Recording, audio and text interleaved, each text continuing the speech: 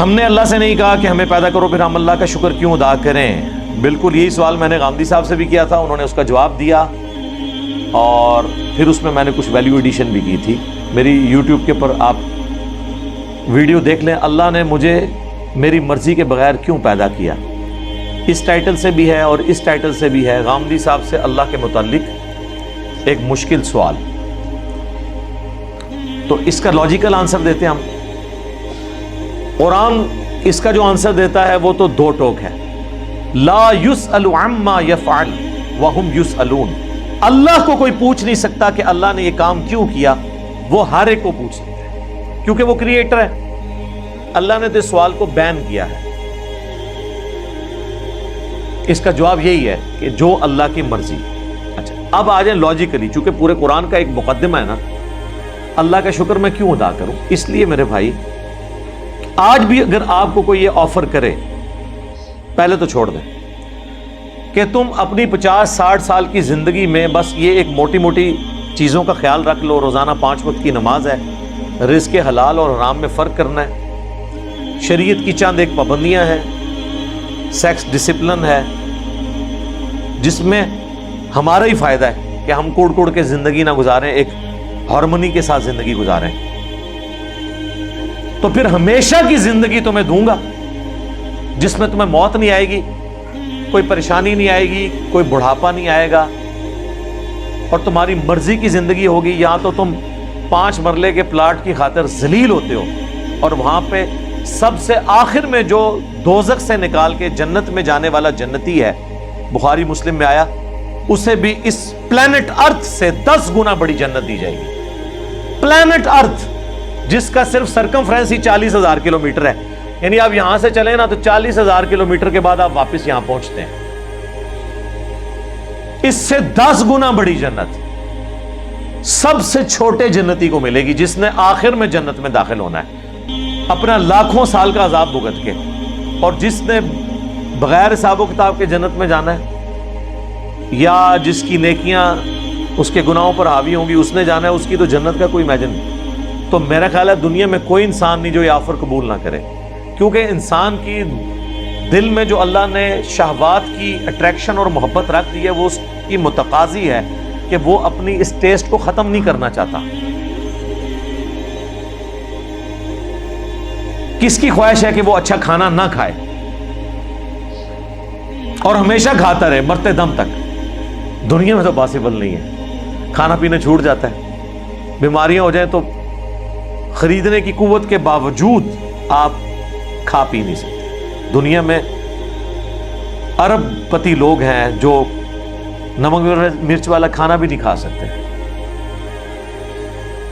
معدہ اجازت نہیں دیتا.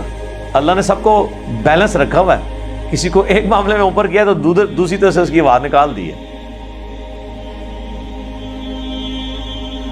آپ کو میں پاکستان میں اس وقت امیر ترین لوگ کئی ایسے بتا سکتا ہوں جو پیمپر باندھتے ہیں, اور ان کی لوگ گاڑیوں کے اوپر, ان کے جہازوں کے اوپر, ان کی دولتوں پہ, ان کے پلاٹس پہ رش کر رہے ہوتے ہیں, لیکن وہ اپنا پیشاب نہیں روک سکتے.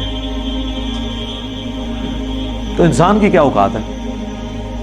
لیکن آخرت میں کچھ نہیں ہے, آخرت میں پیشاب ہے ہی نہیں. صحیح مسلم کا آپ جنت والا چیپٹر پڑھ لیں, اور مشکات شریف میں آپ کو 30 جلد میں جنت سے متعلق ساری احادیث بخاری, مسلم, ابو داؤد, ترمذی, نسائی, ابن ماجہ, باقی کتابوں سے ملیں گی کہ جنت میں خوشبودار ڈکار آئے گی اور کھانا ہضم. پیشاب کرنے کی جو تکلیف ہے نا, یہ بھی نہیں انسان کو اٹھانی پڑے گی, کیونکہ جنت میں تکلیفیں آئی نہیں. اور جنت میں آپ کا پیٹ کا بھرنا نہ بھرنا یہ آپ کی مرضی سے ہے. آپ لذت کے لیے کھائیں گے. دنیا میں تو آپ لذت والی چیز تھوڑی دیر کھائیں تو پھر پیٹ جواب دے جاتا ہے. نہیں, جنت کی کسی نعمت کو فنا نہیں ہے. آم توڑ کے کھائیں گے پھر آم دوبارہ اگ جائے گا اسی وقت ہی, کسی چیز نے ختم نہیں ہونا. اتنی بڑی بڑی نے, اور سب سے بڑی بات کن فیکون جو اللہ کی کوالٹی ہے وہ کسی درجے میں اللہ تعالیٰ اپنی مخلوق کو اس حوالے سے دے دے گا کہ اس کی خواہشات کی تکمیل ہوگی جنت میں. جو خواہش کرے گا, جو سوچے گا اس کے سامنے آ جائے گا. یہ تو کوالٹی صرف اللہ کی ہے, لیکن انسان کو اللہ تعالیٰ یہ کوالٹی وہاں پہ دے دے گا.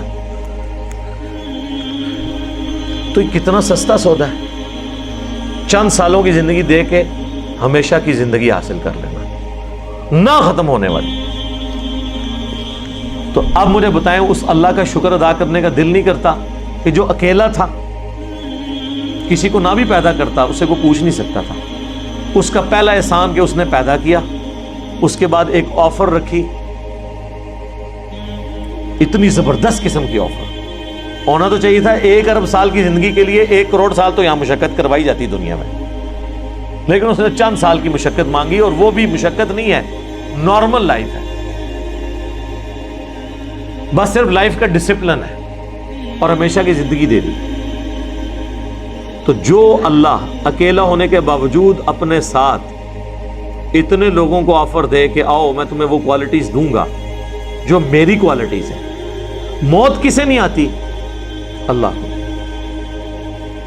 انسان کو بھی موت نہیں آئے گی.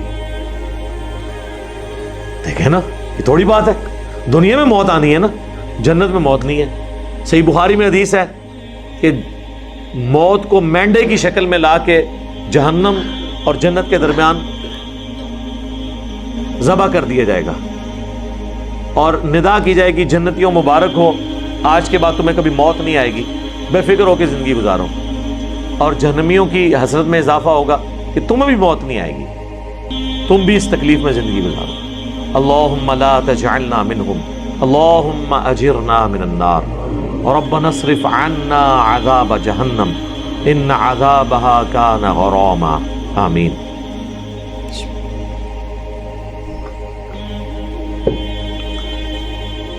اللہ کی ذات کو جب آپ اس پہلو سے دیکھیں گے تو آپ کے اندر سے, آپ کے ایک ایک ریشے سے اس کے لیے شکر کے جذبات ابھریں گے. ہم تو اپنے ساتھ اپنی اس دولت میں جو اللہ نے ہمیں دیا کسی کو شریک کرنے کے لیے تیار نہیں ہے, اور اللہ تعالیٰ اپنی خدائی صفات کے اندر آپ کو آپشن دے رہا ہے کہ آپ کو بھی موت نہیں آئے گی, آپ کو بھی ہر وہ چیز ملے گی جس کی آپ خواہش کریں, جو آپ خواہش کریں گے وہ آپ کو ملے گا. اور اللہ تعالیٰ کسی نعمت سے لطف اندوز خود کوئی نہیں ہو رہا. اللہ کھاتا ہے کیا؟ اللہ کی کوئی بیوی ہے؟ اللہ کے کوئی بچے ہیں؟ یہ وہ ساری چیزیں جو ہمارے لیے اٹریکشن کا باعث ہیں, اللہ کے لیے ان میں سے کوئی بھی چیز اٹریکشن کا باعث نہیں ہے سوائے ایک چیز کی, اور وہ چیز یہ ہے, حالانکہ اس معاملے میں وہ غنی ہے, لیکن یہ اس کی خواہش ہے کہ بندے, انسان, مخلوقات, جن, فرشتے اس کا شکر کریں, اس کی عبادت کریں, ٹوٹل اوبیڈینس کریں. وما خلقت الجن والانس الا لیعبدون. ہم نے جن اور انسانوں کو فقط اس لیے پیدا کیا کہ وہ ہماری عبادت کریں, ہمیں مانے نہیں, صرف عبادت کریں, اور عبادت کہتے ہیں ٹوٹل اوبیڈینس کو. تو اس لیے شکر ادا کریں جی.